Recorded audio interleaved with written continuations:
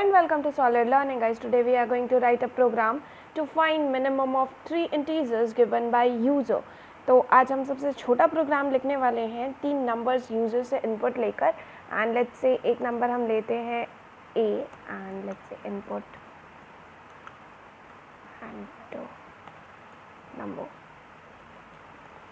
Okay ऐसे ही हम 2 और इंटीजर्स इनपुट ले लेते हैं b एंड लेट्स से c.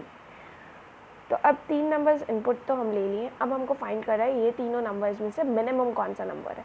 तो हमारे पास एक इनबिल्ट पाइथन में फंक्शन होता है that's min function that takes some arguments that is integers. वो आर्ग्यूमेंट लेता है जिनको आपको कंपेयर करके उसका मिनिमम निकालना है.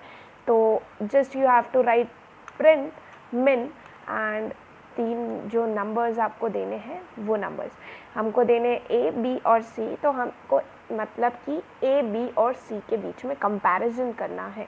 And let's run this program. It's asking me for first number and let's say 7 8 4 and 8. तो minimum is 4, so it is printing as 4.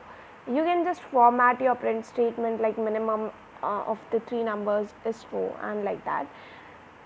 Thank you for watching this video.